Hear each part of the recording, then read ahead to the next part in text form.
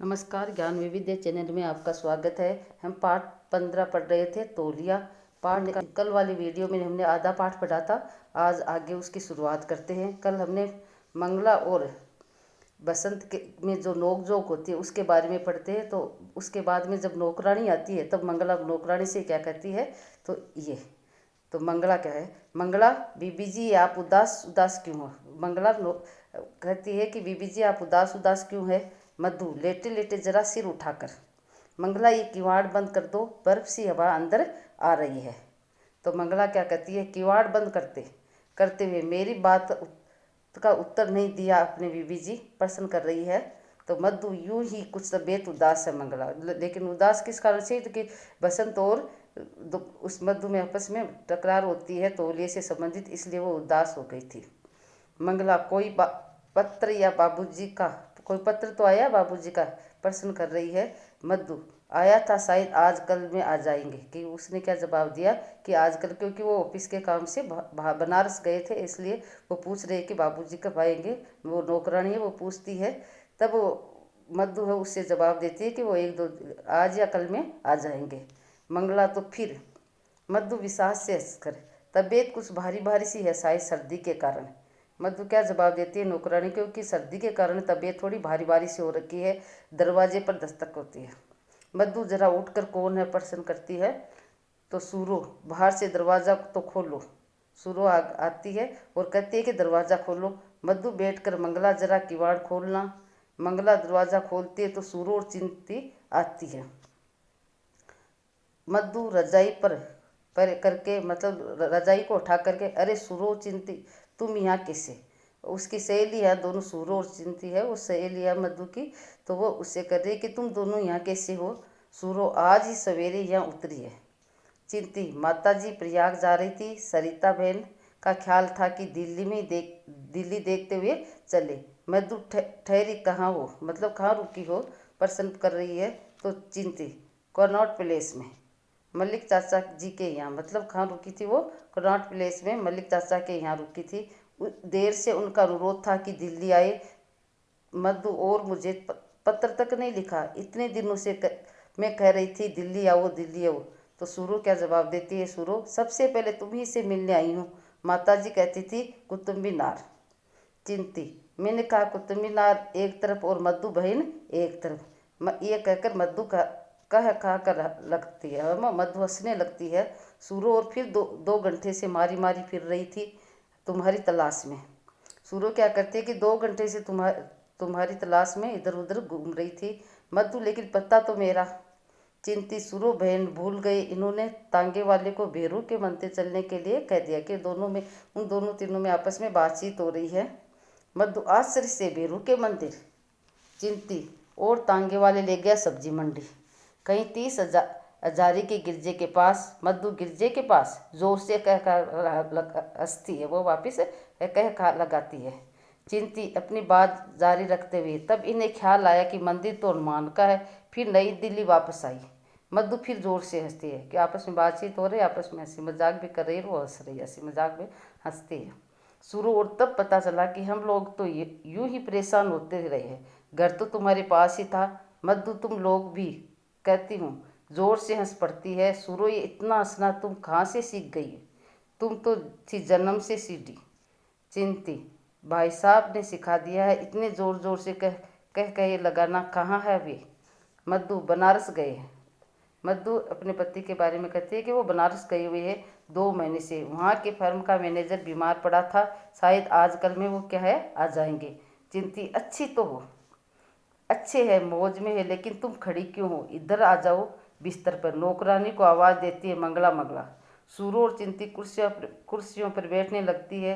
तो मधु क्या कहती है, अरे कुर्सियाँ छोड़ो, कि कुर्सियों को छोड़ दो, बस चली आओ इधर। पलंग पर बैठते हैं लिहाफ लेकर। सूरो लेकिन मेरे पाँव हंसकर, और मैं धो नहीं सकती इन्हें। मधु अरे क्या हुआ, तो तुम्हारे पाँव को जुराबें तो पहन रखी है तुमने। चिंती पर तुम्हारा बिस्तर। मधु कुछ नहीं होता बिस्तरों को, मेरे बिस्तर का ख्याल छोड़ो, बस चली आओ इधर, ये किवाड़ बंद कर दो, बर्फ सी हवा अंदर आ रही है। मंगला कौन है, नौकरानी, वो आती है। मंगला आपने आवाज़ दी थी बीबी जी, मधु मंगला चाय बनाकर लाओ। चिंती किवाड़ बंद कर देती है। तीनों घुटनों पर लिहाफ लेकर आराम से बिस्तर पर बैठ जाती है।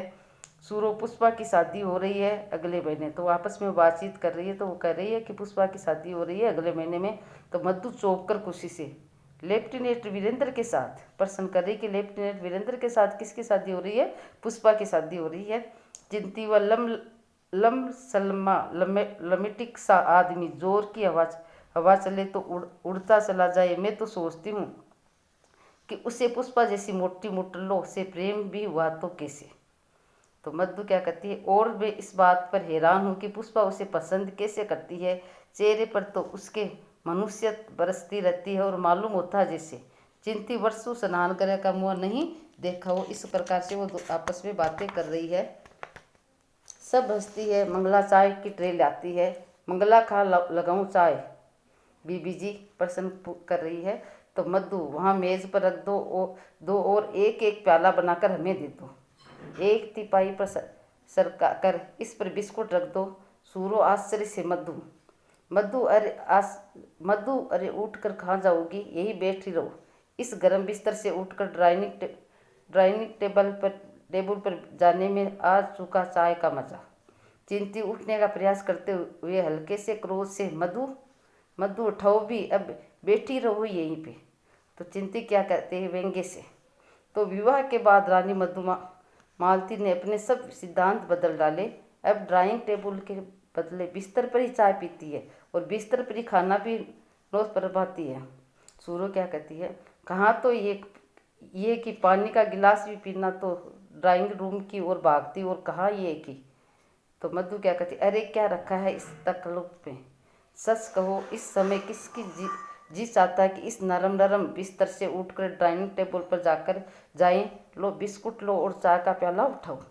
वापस में बातें कर रही है। ठंडी हो रही है चाय क्या हो रही है? ठंडी हो रही है। सब चाय के प्याले उठा लेती है और चाय पीते पीते बातें करती है। बातें होती है। सूरो पूछती हूँ, अगर चाय बिस्तर पर गिर जाए, प्रश्न कर रही है, अगर कि चाय वो बिस्तर पर गिर जाए मधु तो क्या हुआ? चादर धुलवाई जा सकती है और फिर किसी दिन सहसा पेश आने वाली दुर्घटना के भय से कोई अपने रोज के सुख आराम को तो नहीं छोड़ देता। सूरो सुख आराम व्यंग कैसे थे? तुम बिस्तर पर चाय पीने का बहुत बड़ा सुख समझती हो। फिर हंसती है। चिंती फिर सभ्यता संस्कृति, तो फिर सभ्यता और संस्कृति क्या हुई? मधु मानव की आधारभूत भावनाओं पर नित्य नए दिन चढ़ते चले जाने वाले पर्दों का नाम ही तो संस्कृति है। सोसाइटी के एक वर्ग के लिए दूसरा वर्ग सदैव असभ्य और असंस्कृत रहेगा।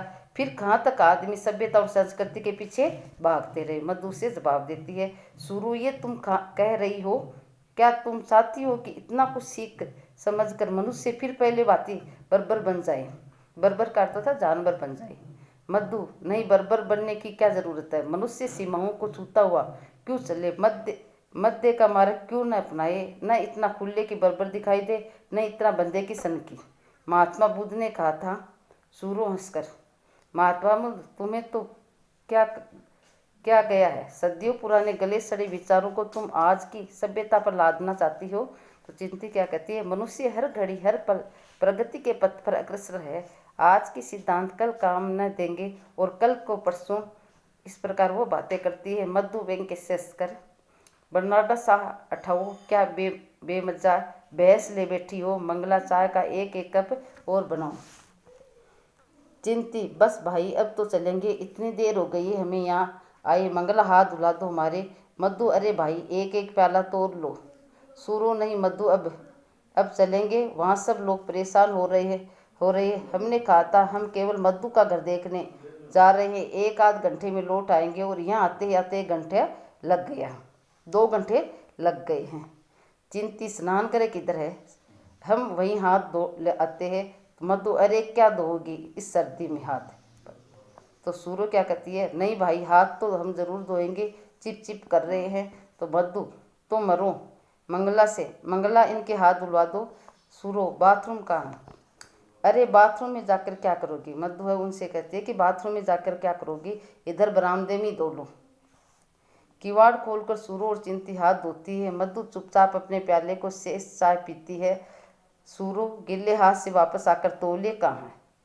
मधु, तौलिए नहीं, दे गई मंगला, अच्छा वह ले लो जो खूंटी पर डला है। सूरो क्रोध से, मधु तुम भली भांति जानती हो। मधु, मंगला इन्हें अंदर से एक धुला हुआ तौलिया ला दो। चिंती भी गिल्ले हाथ लिए आ जाती है। मंगला तौलिया ले आती है और दोनों के हाथ पहुँचती है। मधु में कहती भी थी अभी कुछ देर बैठती। चिंती, नहीं भाई, अब कल आने का प्रयास करेंगे। हाथ पहुँच कर तौलिया कुर्सी की पीठ पर रख देती है। मधु, प्रयास नहीं, जरूर आना, भूलना नहीं, और खाना भी नहीं खाना। सूरो, हाँ हाँ अवश्य आएंगी। मधु उठने का प्रयास करती है। अब उठने का तकल्लुफ न करो, बैठी रहो अपने गर्म लिहाफ में। दरवाज़ा हम बंद करके जाती है। बर्फ सी वहाँ अंदर आ रही है। हंसती हुई दरवाज़ा बंद करके वो दोनों सहेलियाँ चली जाती हैं। मधु, मुझे एक प्याला और बना दो मंगला। मधु क्या कहती है मंगला से, तो नौकरानी है, कि एक प्याला मुझे और बना दो। मंगला प्याला बनाकर देती हुई, कौन थी बीबी जी? मेरी सहेलियाँ। वो मधु से पूछ रही थी नौकरानी की ये दोनों कौन थी, तो वो कहती है मेरी सहेलियाँ थी। कॉलेज में हम साथ साथ पढ़ती थी और हॉस्टल में भी साथ साथ रहती थी। कुछ क्षण चुपचाप चाय पीती है, फिर मंगला, जी बीबी जी। मधु, मंगला जरा मेरी ओर देखकर बता तो, क्या मैं सचमुच बदल गई हूँ? तो मंगला चुप रहती है। मधु जैसे ही अपने आप से मेरी सहेलियाँ कहती है मैं बदल गई हूँ। पड़ोस ने भी कहती है मेरी ओर जरा देख कर बताओ तो मंगला, क्या मैं वास्तव में बदल चुकी हूँ? मंगला, तो 8 पहर आपके पास रहती हूँ बीबी जी, मैं क्या जानूँ? मैं तो आपके साथ दिन रात रहती हूँ, इसलिए मैं आपके प्यारे में क्या जानूँ? मधु अपनी बात जारी रखते हुए, मेरी आंखों में देखकर बता मंगला, ये बदल सकी हूँ, इनमें गिरना की झलक तो नहीं है? मंगला आश्चर्य से गन्ना। मधु, मेरे व्यवहार में तकल्लुफ और बनावट तो नहीं है? प्रश्न कर रही है नौकरानी से। मंगला उसी आश्चर्य से, बनावट तकल्लुफ? मधु, तकल्लुफ, बनावट, नफरत, तीनों को मैं अपने दिल से निकाल देना चाहती हूँ, जैसे अपने आप से। 2 महीने पहले वे इसी बात पर मुझे लड़कर चले गए थे। अपने पति के बारे में बताती है कि 2 महीने पहले वो मुझसे इसी बात पर लड़के चले गए थे, क्योंकि वो बार बार भी उसे टोकती थी तौलिए से संबंधित। मंगला, क्या कह रही है बीबी जी आप? बाबूजी तो? मधु, शून्य में देखते हैं, उनका क्रोध अभी तक नहीं उतरा है। इन 2 महीनों में उन्होंने मुझे एक पत्र भी नहीं लिखा। मंगला, एक पत्र भी नहीं लिखा? लेकिन मधु, वे कैसे? मैं कुशल से हूँ, अपनी कुशलता का पता देना। ये मैनेजर बीमार है, ज्यों ही स्वस्थ हो जाएंगे मैं चला आऊँगा। इन्हें तुम पत्र लिखना कहती हो? वे मुझसे नाराज़ है, उनका ख्याल है कि मैं उनसे घृणा करती हूँ। मंगला, कुछ भी समझने में असफल होते हैं, गणना प्रश्न करते हैं। तो मधु, यदि मैं बचपन से ही ऐसे वातावरण, मधु क्या कहते हैं कि मैं तो बचपन पे ऐसे वातावरण पर पली हूँ जहाँ सफाई और सलीके का भेद ख्याल रखा जाता है, जहाँ सफाई पर विशेष ध्यान दिया जाता है, तो मेरा इसमें क्या दोष है? मंगला, मधु है वो मंगला से कह रही है कि मैं तो ऐसे वातावरण पली हूँ जो हमेशा स्वच्छता के बारे में या सफाई के बारे में ध्यान दिया जाता है, तो इसमें मेरा क्या दोष है? लगभग भरे हुए गले से वे सफाई और व्यवस्था की मेरी इच्छा को गणना बताते, लेकिन जो मेरे पति है, मैं सफाई के बारे में उन्हें समझाती हूँ तो वो कहते हैं कि तुम मुझसे घृणा करती हो। मैं बहुत तेरे यत्न भी करती हूँ, मैं बहुत प्रयास भी करती हूँ कि इस सफाई को छोड़ दूँ, इस तकल्लुफता को तिलाज़िले अर्थात उन्हें छोड़ दूँ, पर अपने इस प्रयास को कभी मुझे अपने आप से घृणा होने लगती है। लंबी सांस भरकर बचपन से जो संस्कार मैंने पाए हैं उनसे मुक्ति पाना मेरे लिए उतना ही आसान नहीं है। अचानक दृढ़ता से, पर नहीं, मैं इन सबको वहम को छोड़ दूंगी, पुरानी आदतों से छुटकारा पा लूँगी। वे समझते हैं कि मैं उनसे नफरत करती हूँ, लेकिन जो मेरे अंदर जो सफाई की जो सनक है, मैं उसको छोड़ना चाहती हूँ, क्योंकि मेरे पति ये कहते हैं कि तुम मुझसे नफरत करती हो। मंगला, आप क्या कह रही है बीबी जी? मधु, वे समझते हैं मैं उनसे, उनके स्वभाव से, उनके वातावरण से, उनकी हर बात से क्या करती हूँ, करना करती हूँ। सिसकने लगते हैं मंगला, मधु सिसकने लगती है। मैंने इन 2 महीने में अपने आप को बदल डाला है, अपने आप को बिल्कुल बदल डाला है। दरवाज़ा अचानक खुलता और बसंत प्रवेश करता है, बसंत आ जाता है। हेलो, लो मधु, क्या हालचाल है जनाब के? मंगला से। मंगला तांगे से सामान उतार लो और जेब से पैसे निकालते हुए, और ये लो 1.5 रुपया तांगे वाले को दे देना। बसंत फिर मधु के पास आते हैं, कहो भाई क्या हाल चाल है? ये सूरत कैसी रोनी बना रखी है? बसंत तो मधु से कहता है कि तुमने इसे कैसी सूरत बना रखी है जो खूब कुछ खराब है क्या? तुम्हारी कुछ तबीयत तो खराब नहीं है? मधु जो इस बीच में पलंग से उतर आई, हंसने का प्रयास करते हुए। सूखा जाड़ा पड़ रहा है, जुकाम है मुझे 3-4 दिन से। तो बसंत, मैंने तुम्हें कितनी बार कहा है कि अपने स्वास्थ्य का पूरा ध्यान रखो। सेहत सेहत दुनिया में जो कुछ है सेहत ही है, मतलब स्वास्थ्य ही है। जीवन में तुम्हारी ये सफाई और सुघड़ता, ये नजाकत इतना काम न देगी जितना सेहत है। सके शरीर तुम्हारे लिए पहले है, शरीर की स्वस्थता पहले, शरीर स्वस्थ होना चाहिए। यदि यही ठीक नहीं रहा तो मैं ये सब किस काम का?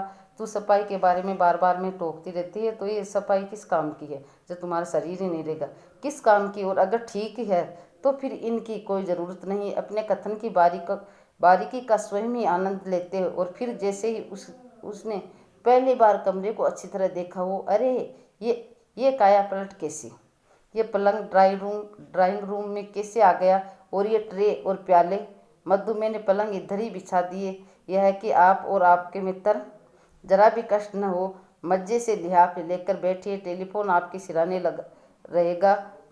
बसंत उल्लास से, वाह, मैं कहता हूँ तुम तो बेहद अच्छी हो, तुम तो बहुत ही अच्छी हो। मधु, मैं स्वयं अपनी सहेलियों के साथ इसीलिए आप में बैठी रहूं। बसंत आश्चर्य मिश्रित उल्लास से, सच? मधु उसकी ओर प्रशंसा के इच्छुक प्यार भरी दृष्टि से देखता है। और चाय भी हमने यहीं पी थी। बसंत प्रसन्नता से, वाह, मैं कहता हूँ अब तुम जीवन का रहस्य समझ पाई हो। जीवन का भेद बाहर तड़क भड़क में नहीं, मतलब जो दिखावटी, बाहर तड़क मतलब जो बाहर के दिखावटीपन है उसमें नहीं है, अंतर की दृढ़ता में है। तो मधु क्या कहती है, चाय भी अब आप यहीं पिया कीजिए अपने नरम बिस्तरों पर। अत्यधिक उल्लास। बसंत, वो अत्यधिक उल्लास से, वाह वाह, अब इसी बात पर तुम मंगला से कहो कि मेरे लिए चाय का पानी रखो। मधु, अब तो आप नाराज नहीं हैं? बसंत आश्चर्य से, नाराज? मधु, आप इतने दिनों तक मन में गुस्सा रख सकते हो, ये मैंने स्वप्न में भी नहीं सोचा था। तो बसंत और भी आश्चर्य से, गुस्सा? मधु, 2 महीने से आपने ढंग से पत्र तक नहीं लिया, आपस में दोनों में बातचीत हो रही है तो दोनों एक दूसरे किस तरह बातें कर रहे हैं। बसंत, पर मैंने मधु पत्र लिखे थे जी, कुशलता से हूँ, अपनी कुशलता का पता देना, इसे पत्र लिखना कहते हो? बसंत जोर से हंसता है। तो तुम इसका क्या कारण ये समझती हो कि मैं तुमसे नाराज़ हूँ? पगली, तुमसे कभी कोई नाराज़ हो सकता है? मधु, पर 2 पंक्तियाँ। बसंत, 2 पंक्तियाँ लिखने का अवकाश मिल गया तो तुम इसी को बहुत समझो। मधु, अच्छा, आप जरा हाथ मुँह धो लीजिए, मैं चाय तैयार करती हूँ। बसंत, मैं कहता हूँ तुम कितनी अच्छी हो। उसकी तारीफ करता है बसंत मधु की। मधु मुस्कुराते हुए, अच्छा चलिए, पहले हाथ मुँह धोकर अपने कपड़े बदलिए। बसंत, ये फिर तुमने कपड़े बदलने की परख लगाई है? मधु, क्यों न कपड़े न बदलेगा, 1 रात और 1 दिन गाड़ी में सफ़र करके आए हो। मार्ग की धूल सारे शरीर पर पड़ी हुई है। चलिए जल्दी हाथ मुँह धोकर कपड़े बदले में इसे चाय तैयार करती हूँ। बसंत को स्नान करके दरवाजे की ओर धकेल देती है और नौकरानी को आवाज़ देती है, मंगला मंगला। मंगला जी बीबी जी। मधु, सामान रखवा लिया है या नहीं? मंगला जी बीबी जी। मधु, ये ट्रे और प्यालियाँ उठाओ, पानी तो चाय का ठंडा हो गया है होगा। बाबूजी उधर हाथ मुँह धोने गए हैं, मैं और पानी रखती हूँ। इतने में ही पानी फेंककर चायदानी और प्यालियाँ अच्छी तरह धो डालो। कुछ तीखे स्वर में, ये चमचा फिर फर्श पर गिरा दिया तूने। 20 बार कहा कि चमचा ने गिराया कर फर्श चिपचिप होने लगता। अब ट्रे बाहर रखो, इस जगह के गिल्ले कपड़े धो डालो। बसंत स्नान कर से, अरे भाई, साबुन कहाँ है? मधु, ध्यान से देखिए, वही तख्ती पर पड़ी है। बसंत, वही से और तौलिया। मधु, हाथ मुँह धो आइए और उधर कमरे में सूखा नया तौलिया लेकर पोंछ लीजिए। मंगला कपड़े का टुकड़ा भिगो कर लाती है और चुपचाप फर्श साफ करने लगती है। तू फर्श साफ करने चायदानी और प्यालियाँ धो डाले और पानी रखती हूँ चाय का। रसोई दरवाजे से चली जाती है। कुछ क्षण तक मंगला चुपचाप फर्श साफ की जाती है। फिर बसंत हाथ मुँह धोकर कुर्ते की आस्तीन चढ़ा गुनगुनाता हुआ आता है। फिर आगे क्या है, दोनों में क्या बातचीत होती है? रसोई खाने से, ये केतली कैसी बना रखी है? मंगला, तूने मनु तो मेल जमी हुई है पेंदे में। केतली हाथ में ले आ जाती है। तुझे कभी बर्तन न साफ करने आएंगे? मंगला, कितनी बार कहा है कि सफाई का। अचानक बसंत को सुरों वाले तौलिए से मुंह पूछते हुए देखकर लगभग चीखते हुए क्योंकि उसकी आदत ही बार बार में टोकने की, लोग उसकी आदत वो सुधरी नहीं है। ये सूखा नया तौलिया लिया है आपने। मैं पूछती हूँ, आप सूखे और गीले तौले में भी तमीज़ नहीं कर सकते? अभी तो सूरो और चीनी चाय पीकर इस तौलिए के हाथ पूछ कर गई है। बसंत घबराकर, परंतु नया मधु, नया तौलिया उधर कमरे में टंगा है। बसंत, ओहो ये कमबख्त तौलिए, मुझे ध्यान ही नहीं रहता। वास्तव में दोनों तौलिए साफ है मुझे। जी साहब, जरा आँख खोल कर देखिए, गीले और सूखे में क्या फ़र्क है? बसंत, मैंने ऐनक उतार रखी है। ऐनक के बिना तुम जानती हो कि हमारी दुनिया किस गाने हंसी मजाक में हंसता है। मधु जी, आपकी दुनिया जाने आप किस दुनिया में रहते हैं। अब तो ऐनक नहीं है। ऐनक तो कौन सा ऐनक? आपको कुछ दिखाई देता? मुँह फुलाकर धम से कोच में घुस जाता है। बसंत, ये तुमने फिर मुँह लटका लिया, नाराज़ हो गई हो क्या? मधु व्यंग्य से हंसकर, नहीं नाराज़ नहीं हूँ। बसंत चिल्लाकर, तुम्हारा ख्याल है कि मैं इतना मूर्ख हूँ जो यही भी नहीं पहचान सकता? और पर्दा गिरता। इस प्रकार से ये पाठ खत्म हो गया है। अब इसके पाठ्यगत के कुछ प्रश्न हैं वो बता देती हूँ आपको। तो सबसे पहले है वस्तुनिष्ठ प्रश्न में पहला प्रश्न, स्वच्छता बुरी नहीं है, पर तुमने जो हर चीज को सनक की हद तक पहुंचा देती हो और सनक से मुझे चिढ़ है, ये किसने कहा था? किसने किससे कहा था? तो इसका ऑप्शन है, मधु ने मंगला से, मधु ने बसंत से, बसंत ने मधु से सूरो से। तो इसमें आएगा बसंत ने मधु से कहा था। प्रश्न नंबर दूसरा, सूरो और चिंती कौन थी? ये पढ़ा भी था आज ही हमने। तो मधु की पड़ोसन थी, मधु की सहेलियां थी, मधु की ननद थी और मंगला की बहन थी। तो इसमें ऑप्शन है, उत्तर इसका होगा मधु की सहेलियां। अब छोटे वाले अति उत्तरात्मक प्रश्न है, उस्सी और निमो से किसे चिढ़ थी? कि उस्सी और निमो से किसे चिढ़ थी? तो इसका उत्तर होगा उस्सी और निमो से मधु को चिढ़ थी। प्रश्न नंबर दूसरा है, बसंत मधु की नोकझोंक के दरमियान फोन पर साहब ने बसंत को क्या आदेश दिया? तो बसंत को साहब ने काम से बनारस जाने का आदेश दिया। कहाँ जाने का आदेश दिया था? बसंत को साहब ने काम से बनारस जाने का आदेश दिया था। सूरो और चिंती दिल्ली में कहाँ ठहरी थी? सूरो और चिंती, ये भी आज ही पढ़ा था। सूरो और चिंती दिल्ली में कनॉट प्लेस में अपने मालिक चाचा के यहाँ घर पर ठहरी थी। अब है लघुत्रात्मक प्रश्न है, चूहा सेदनसा के लोगों की तंदुरुस्ती का क्या राज है था?